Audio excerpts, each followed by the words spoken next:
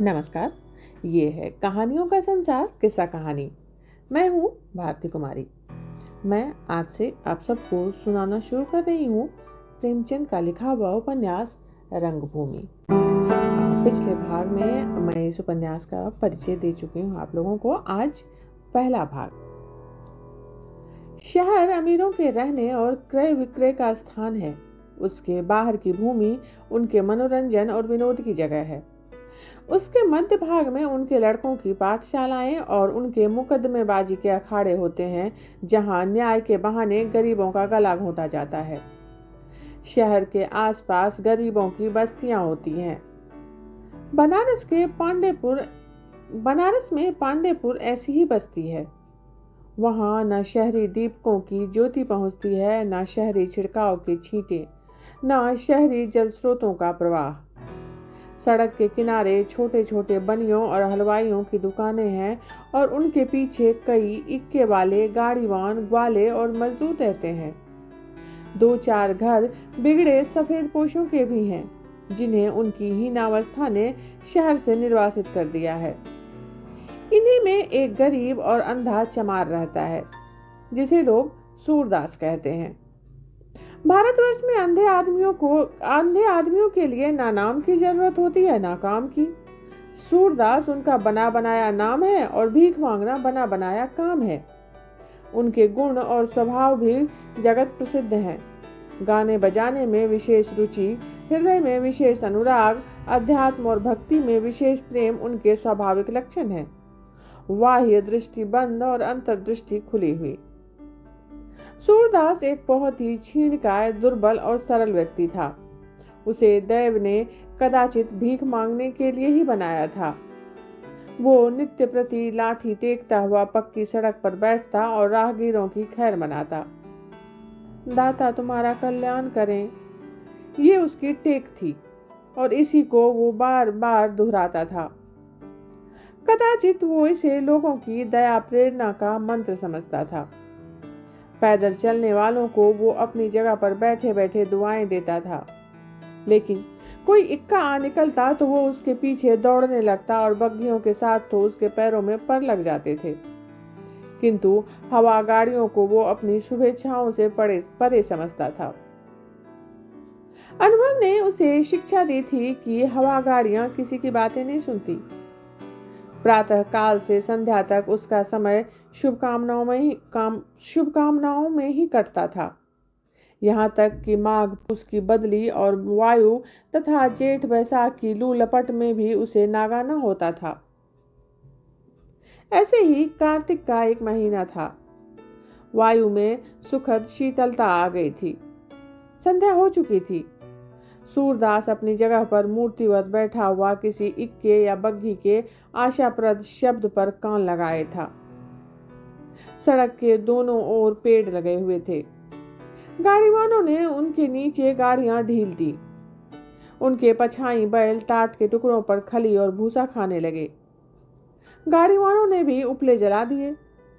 कोई चादर पर आटा गूंथता था तो कोई गोल गोल बाटियां बनाकर उपलों पर सेकता था। किसी को बर्तनों की जरूरत ना थी। सालन के लिए घुइयों का भुर्ता काफी था और इस दरिद्रता पर भी उन्हें कुछ चिंता नहीं थी। बैठे बाटियां सेकते और गाते थे। बैलों के गले में बंधी हुई घंटियां मजीरों का काम दे रही थी। गणेश गाड़ीवान ने सूरदास से पूछा, क्यों भगत, ब्याह करोगे? सूरदास ने गर्दन हिलाकर कहा, कहीं है डॉल? गणेश, हाँ है, क्यों नहीं। एक गांव में एक सुरिया है, तुम्हारी ही जात बिरादरी की है। वो तो बातचीत पक्की करो। तुम्हारी बारात में 2 दिन मजे से बाटियां लगे। सूरदास बोला, कोई जगह बताते जहां धन मिले और इस भिखमंगई से पीछा छूटे। सभी अपने ही पेट की चिंता में हैं।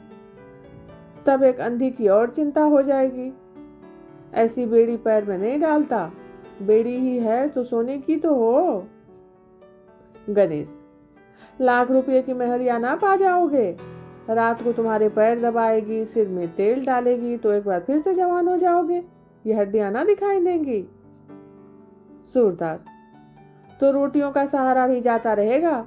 ये हड्डियां देखकर ही तो लोगों को दया आ जाती है। मोटे आदमियों को कौन भीख देता है, उल्टे और ताने मिलते हैं। गणेश, अजी नहीं, वो तुम्हारी सेवा भी करेगी और तुम्हें भोजन भी देगी। बेचन शाह के यहाँ तेलहन झाड़ेगी तो रोज 4 आने पाएगी। सूरदास, तब तो और भी दुर्गत होगी। घरवाली की कमाई खाकर किसी को मुंह दिखाने लायक भी ना रहूंगा। अचानक एक फिटन आती हुई सुनाई दी। सूरदास लाठी टेक कर उठ खड़ा हुआ। यही उसकी कमाई का समय था। इसी समय शहर के रईस और महाजन हवा खाने आते थे। फिटन ज्यों ही सामने आई, सूरदास उसके पीछे, दाता भगवान तुम्हारा कल्याण करे, कहता हुआ दौड़ा। फिटन में सामने की गद्दी पर मिस्टर जॉन सेवक और उनकी पत्नी मिसेज जॉन सेवक बैठी हुई थी। दूसरी गद्दी पर उनका जवान लड़का प्रभु सेवक और छोटी बहन सोफिया सेवक थी। जॉन सेवक दोहरे बदन के गोरे चिट्टे आदमी थे। बुढ़ापे में भी चेहरा लाल था। सिर और दाढ़ी के बाल खिचड़ी हो गए थे। पहनावा अंग्रेजी था जो उन पर खूब खिलता था। मुखाकृति से गुरूर और आत्मविश्वास झलकता था। मिसेज सेवक को कालगति ने अधिक सताया था। चेहरे पर झुर्रियां पड़ गई थीं और उससे हृदय की संकीर्णता टपकती थी, जिसे सुनहरी ऐनक भी ना छिपा सकती थी। प्रभु सेवक की मसें भीग रही थी। छरहरा डील, इकहरा बदन, निस्तेज मुख, आंखों पर ऐनक, चेहरे पर गंभीरता और विचार का गाढ़ा रंग नजर आता था। आंखों से करुणा की ज्योति सी निकल पड़ती थी। वो प्रकृति सौंदर्य का आनंद उठाता हुआ जान पड़ता था। मिस सोफिया बड़ी बड़ी रसीली आंखों वाली लज्जाशील युवती थी। देह अति कोमल, मानो पंचभूतों की जगह पुष्पों से उनकी सृष्टि की गई हो। रूप अति सौम्य, मानो लज्जा और विनय मूर्तिमान हो गए हों। सिर से पांव तक चेतना थी, जड़ का कहीं आभास न था। सूरदास फिटन के पीछे दौड़ता चला आता था। इतनी दूर तक और इतने वेग से कोई मजा हुआ खिलाड़ी भी न दौड़ सकता था। मिसेज सेवक ने नाक सिकोड़ कर कहा, इस दुष्ट की चीख ने दुकान के पर्दे फाड़ डाले। क्या यह दौड़ता ही चला जाएगा? मिस्टर जॉन सेवक बोले, इस देश के सिर से ये बला ना जाने कब टलेगी। जिस देश में भीख मांगना लज्जा की बात ना हो, यहाँ तक कि सर्वश्रेष्ठ जातियां भी जिसे अपनी जीवन वृत्ति बना लें, जहाँ महात्माओं का एकमात्र आधार भीख मांगना हो, उसके उद्धार में अभी शताब्दियों की देर है। प्रभु सेवक बोला, यहाँ ये प्रथा प्राचीन काल से चली आती है। वैदिक काल में राजाओं के लड़के गुरुकुलों में विद्या लाभ करते समय भीख मांगकर अपना और अपने गुरु का पालन करते थे। ज्ञानियों और ऋषियों के लिए भी ये कोई अपमान की बात न थी, किंतु वे लोग माया मोह से मुक्त रहकर ज्ञान प्राप्ति के लिए दया का आश्रय लेते थे। उस प्रथा का अब अनुचित व्यवहार किया जा रहा है। मैंने यहाँ तक सुना है कि कितने ही ब्राह्मण जो जमींदार हैं, घर से खाली हाथ मुकदमे लड़ने चलते हैं। दिन भर कन्या के विवाह के बहाने या किसी संबंधी की मृत्यु का हीला करके भीख मांगते हैं। शाम को अनाज बेचकर पैसे खड़े कर लेते हैं। पैसे जल्द रुपये बन जाते हैं और अंत में कचहरी के कर्मचारियों और वकीलों की जेब में चले जाते हैं। तभी मिसेस सेवक बोली, साइस, इस अंधे से कह दो भाग जाए, पैसे नहीं है। सोफिया बोली, नहीं मम्मा, पैसे हो तो दे दीजिए ना। बेचारा आधे मील से दौड़ा आ रहा है, निराश हो जाएगा। उसकी आत्मा को कितना दुख होगा। मिसेज सेवक बोली, तो उसे दौड़ने को किसने कहा था? उसके पैरों में दर्द होता होगा। सोफिया, नहीं मेरी अच्छी मम्मा, कुछ दे दीजिए ना, बेचारा कितना हाफ रहा है। प्रभु सेवक ने जेब से केस निकाला, किंतु तांबे या निकल का कोई टुकड़ा ना निकला और चांदी का कोई सिक्का देने से मां के नाराज होने का भय था। बहन से बोली, सोफी, खेद है, पैसे नहीं निकले। साइस, अंधे से कह दो धीरे धीरे गोदाम तक चला जाए, शायद वहां पैसा मिल जाए। लेकिन सूरदास को इतना संतोष कहां। जानता था गोदाम पर कोई भी मेरे लिए खड़ा ना होगा। कहीं गाड़ी आगे बढ़ गई तो इतनी मेहनत बेकार हो जाएगी। गाड़ी का पीछा ना छोड़ा, पूरे 1 मील तक दौड़ता हुआ चला गया, यहाँ तक कि गोदाम आ गया और फिटन रुकी। सब लोग उतर पड़े। सूरदास भी एक किनारे खड़ा हो गया, जैसे वृक्षों के बीच ठूंठ खड़ा हो। हांफते हांफते बेदम हो रहा था। मिस्टर जॉन सेवक ने यहाँ चमड़े की आढ़त खोली हुई थी। ताहिर अली नाम का एक व्यक्ति उसका गुमास्ता था। बरामदे में बैठा हुआ था। साहब को देखते ही उसने उठकर सलाम किया। जॉन सेवक ने पूछा, कहिए खां साहब, चमड़े की आमदनी कैसी है? ताहिर, हुजूर, अभी जैसी होनी चाहिए वैसी तो नहीं है, मगर उम्मीद है कि आगे अच्छी होगी। जॉन सेवक, कुछ दौड़ धूप कीजिए, एक जगह बैठे रहने से काम ना चलेगा। आसपास के देहातों में चक्कर लगाया कीजिए। मेरा इरादा है कि म्यूनिसिपैलिटी के चेयरमैन साहब से मिलकर यहाँ एक शराब और ताड़ी की दुकान खुलवा दूं। तब आसपास के चमार यहाँ रोज आएंगे और आपको उनसे मेल जोल करने का मौका मिलेगा। आजकल इन छोटी छोटी चालों के बगैर काम नहीं चलता। मुझी को देखिए, ऐसा शायद ही कोई दिन जाता होगा जिस दिन शहर के 2-4 धनी मानी पुरुषों से मेरी मुलाकात ना होती हो। 10,000 की भी एक पॉलिसी मिल गई तो कई दिनों की दौड़ धूप ठिकाने लग जाती है। ताहिर बोला, हुजूर, मुझे खुद ही फिक्र है। क्या जानता नहीं हूं कि मालिक को 4 पैसे का नफा ना होगा तो वो ये काम करेंगे ही क्यों? मगर हुजूर ने मेरी जो तनख्वाह मुकर्रर की है उसमें गुजारा नहीं होता। 20 रुपए का तो गल्ला भी काफी नहीं होता, और सब जरूरतें अलग से। अभी आपसे कुछ कहने की हिम्मत तो नहीं पड़ती, मगर आपसे ना कहूं तो किससे कहूं? जॉन सेवक बोला, कुछ दिन काम कीजिए, तरक्की होगी ना। कहाँ है आपका हिसाब किताब, लाइए देखूं। ये कहते हुए जॉन सेवक बरामदे में एक टूटे हुए मोढ़े पर बैठ गए। मिसेस सेवक कुर्सी पर बैठी। ताहिर अली ने हिसाब की बही सामने लाकर रख दी। साहब उसकी जांच करने लगे। 2-4 पन्ने उलट पलट कर देखने के बाद नाक सिकोड़ कर बोले, अभी आपको हिसाब किताब लिखने का सलीका नहीं है और उस पर आप कहते हैं तरक्की कर दीजिए। हिसाब बिल्कुल आईना होना चाहिए। यहाँ तो कुछ पता ही नहीं चलता कि आपने कितना माल खरीदा और कितना माल रवाना किया। खरीदार को प्रति खाल 1 आना दस्तूरी मिलती है, वो कहीं दर्ज ही नहीं है। ताहिर बोला, क्या उसे भी दर्ज कर दूं हुजूर? जॉन सेवक, क्यों? ये मेरी आमदनी नहीं है। ताहिर, मैंने तो समझा था कि वो मेरा हक है। जॉन सेवक, हरगिज नहीं, मैं आप पर गबन का मामला चला सकता हूँ। जॉन सेवक ने त्योरियां बदली। मुलाजिमों का हक है? खूब। आपका हक तनख्वाह, उसके सिवा आपका कोई हक नहीं है। ताहिर बोला, हुजूर, अब आइंदा ऐसी गलती नहीं होगी। जॉन सेवक, अब तक आपने इस मद में जो रकम वसूल की है वो आमदनी में दिखाइए। हिसाब किताब के मामले में मैं जरा भी रियायत नहीं करता। ताहिर, हुजूर, बहुत छोटी रकम होगी। जॉन सेवक, कुछ मुजायका नहीं, 1 ही पाई सही, वो सब आपको भरनी पड़ेगी। अभी वो रकम छोटी है, कुछ दिनों में उसकी तादाद सैकड़ों तक पहुंच जाएगी। उस रकम से मैं यहाँ एक संडे स्कूल खोलना चाहता हूँ। समझ गए? मेम साहब की ये बड़ी अभिलाषा है। अच्छा चलिए, वो जमीन कहाँ है जिसका आपने जिक्र किया था? गोदाम के पीछे की ओर एक विस्तृत मैदान था। यहाँ आसपास के जानवर चरने आया करते थे। जॉन सेवक ये जमीन लेकर यहाँ सिगरेट बनाने का एक कारखाना खोलना चाहते थे। प्रभु सेवक को इसी व्यवसाय की शिक्षा प्राप्त करने के लिए अमेरिका भेजा था। जॉन सेवक के साथ प्रभु सेवक और उनकी माता भी जमीन देखने चली। पिता और पुत्र ने मिलकर जमीन का विस्तार नापा। कहाँ कारखाना होगा, कहाँ दफ्तर, कहाँ मैनेजर का बंगला, कहाँ श्रमजीवियों के कमरे, कहाँ कोयला रखने की जगह और कहाँ से पानी आएगा।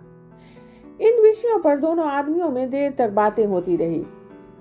अंत में मिस्टर सेवक ने ताहिर अली से पूछा, ये किसकी जमीन है?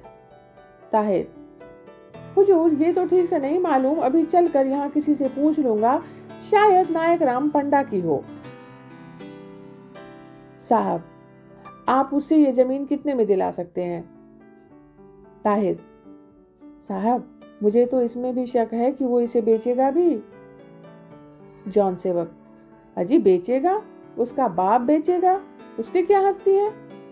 रुपये के 17 आने दीजिए और आसमान के तारे मंगवा लीजिए। आप उसे मेरे पास भेज दीजिए, मैं उससे बात कर लूंगा। प्रभु सेवक, मुझे तो भय है कि यहाँ कच्चा माल मिलने में कठिनाई होगी। इधर लोग तंबाकू की खेती कम करते हैं। जॉन सेवक, कच्चा माल पैदा करना तुम्हारा काम होगा। किसान को ऊख या जौ गेहूं से कोई प्रेम नहीं होता। वो जिस जीन्स के पैदा करने में अपना लाभ देखेगा वही पैदा करेगा, इसकी कोई चिंता नहीं है। खां साहब, आप उस पंडे को मेरे पास कल जरूर भेज दीजिएगा। ताहिर, जी उससे कहूंगा। जॉन सेवक, कहूंगा नहीं, उसे भेज दीजिएगा। अगर आपसे इतना भी ना हो सका तो मैं समझूंगा आपको सौदा पटाने का जरा भी ज्ञान नहीं है। मिसेस सेवक, तुम्हें इस जगह पर कोई अनुभवी आदमी रखना चाहिए था। जॉन सेवक, नहीं, मैं अनुभवी आदमियों से डरता हूँ। वे अपने अनुभव से अपना फायदा सोचते हैं, तुम्हें फायदा नहीं पहुंचाते। मैं ऐसे आदमियों से कोसों दूर रहता हूँ। ये सब बातें करते हुए फिटन के पास आए।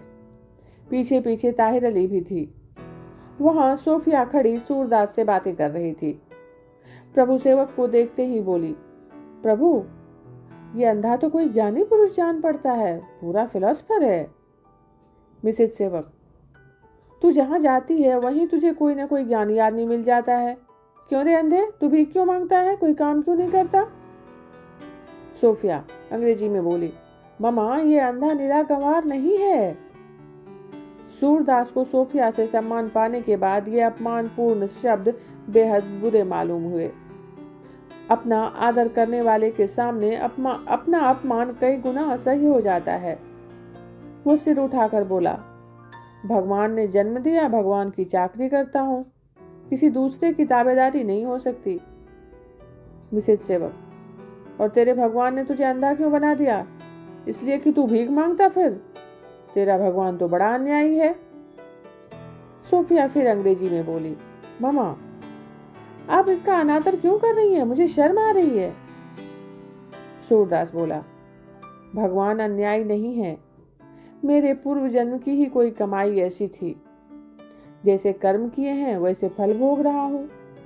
ये सब भगवान की लीला है। वो बड़ा खिलाड़ी है, घरौंदे बनाता बिगाड़ता रहता है।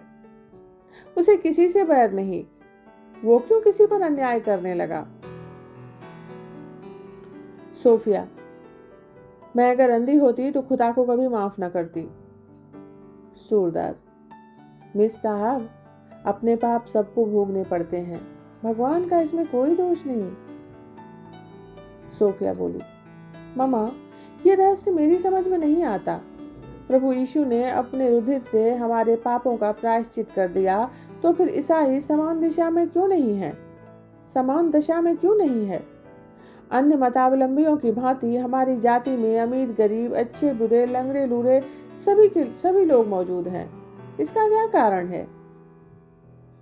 मिसेज सेवक ने अभी कोई उत्तर ना दिया था कि सूरदास बोल उठा, मिस साहब, अपने पापों का प्रायश्चित हमें आप करना पड़ता है। अगर आज मालूम हो जाए कि किसी ने हमारे पापों का भार अपने सिर ले लिया तो संसार में अंधेर मच जाए। मिसेज सेवक बोली, सोफी, बड़े अफसोस की बात है कि इतनी मोटी सी बात तेरी समझ में नहीं आती। हालांकि रेवरेंड पिम ने स्वयं कई बार तेरी शंका का समाधान किया है। प्रभु सेवक सूरदास से बोला, तो तुम्हारे विचार से हम लोगों को बैरागी हो जाना चाहिए, क्यों? सूरदास बोला, हाँ, जब तक हम बैरागी ना होंगे दुख से नहीं बच सकते। जॉन सेवक, शरीर में भभूत मलकर भीख मांगना स्वयं में सबसे बड़ा दुख है। यह हमें दुखों से क्यों कर मुक्त कर सकता है? सूरदास, साहब, बैरागी होने के लिए भभूत लगाने और भीख मांगने की जरूरत नहीं है। हमारे महात्माओं ने तो भभूत लगाने और जटा बढ़ाने को पाखंड बताया है। बैराग तो मन से होता है। संसार में रहे पर संसार का होकर ना रहे, इसी को बैराग कहते हैं। मिसेज सेवक, हिंदुओं ने ये बातें यूनान के स्टोइक से सीखी हैं, लेकिन ये नहीं समझते कि इनको व्यवहार में लाना कितना कठिन है। ये हो ही नहीं सकता कि आदमी पर सुख दुख का असर ना पड़े। इसी अंधे को अगर इस वक्त पैसे ना मिले तो दिल में हजारों गालियां देगा। जॉन सेवक, हाँ, इसे कुछ मत दो, देखो क्या कहता है। अगर जरा भी भुनभुनाया तो हंटर से बातें करूंगा, सारा बैराग भूल जाएगा। मांगता है भीख, धेले धेले के लिए मीलों कुत्तों की तरह दौड़ता है और उस पर दावा ये कि बैरागी हूं। फिर कोचवान से बोला, गाड़ी फेरो, क्लब होते हुए बंगले चलो। सोफिया बोली, मम्मा कुछ तो दे दो ना, बेचारा आशा लगाकर इतनी दूर दौड़ा आया है। प्रभु सेवक, ओहो, मुझे तो पैसे भुनाने की याद ही ना रही। जॉन सेवक, हरगिज नहीं, कुछ मत दो, मैं इसे बैराग का सबक देना चाहता हूं। गाड़ी चल पड़ी। सूरदास निराशा की मूर्ति बना हुआ अंधी आंखों से गाड़ी की तरफ ताकता रहा, मानो उसे अब भी विश्वास ना होता था कि कोई इतना निर्दयी हो सकता है। वो उपचेतना की दशा में कई कदम गाड़ी के पीछे पीछे चला। अचानक सोफिया ने कहा, सूरदास, खेद है, मेरे पास इस समय पैसे नहीं हैं। मैं फिर कभी आऊंगी तो तुम्हें इतना निराश ना होना पड़ेगा। अंधे सूक्ष्मदर्शी होते हैं। सूरदास स्थिति को भली भांति समझ गया। हृदय को क्लेश तो हुआ पर बेपरवाही से बोला, मिस साहब, इसकी क्या चिंता, भगवान तुम्हारा कल्याण करे। तुम्हारी दया चाहिए, मेरे लिए यही बहुत है। सोफिया ने मां से कहा, मम्मा देखा आपने, इसका मन जरा भी मैला ना हुआ। प्रभु सेवक, हाँ सच में, दुखी तो नहीं मालूम होता। जॉन सेवक, अरे उसके दिल से पूछो। मिसेज सेवक, गालियां दे रहा होगा। गाड़ी अभी धीरे धीरे चल रही थी। इतने में ताहिर अली ने पुकारा, हुजूर, ये जमीन पंडा का नहीं सूरदास का है, ये कह रहे हैं। साहब ने गाड़ी रुकवा दी। लज्जित नेत्रों से मिसेज सेवक को देखा। गाड़ी से उतरकर सूरदास के पास आए और नम्र भाव से बोले, क्यों सूरदास, ये जमीन तुम्हारी है? सूरदास, हाँ हुजूर, मेरी ही है। बाप दादों की इतनी ही निशानी बच रही है। जॉन सेवक, तब तो मेरा काम बन गया। मैं तो चिंता में था कि ना जाने कौन इसका मालिक है, उससे सौदा पटेगा भी या नहीं। अब जब तुम्हारी है तो फिर चिंता की कोई बात नहीं। तुम जैसे त्यागी और सज्जन आदमी से ज्यादा झंझट ना करना पड़ेगा। जब तुम्हारे पास इतनी जमीन है तो तुमने ये भेष क्यों बना रखा है? सूरदास, क्या करूं हुजूर, भगवान की जो इच्छा है वो कर रहा हूं। जॉन सेवक, तो अब तुम्हारी विपत्ति कट जाएगी। बस ये जमीन मुझे दे दो, उपकार का उपकार और लाभ का लाभ, मैं तुम्हें मुंह मांगा दाम दूंगा।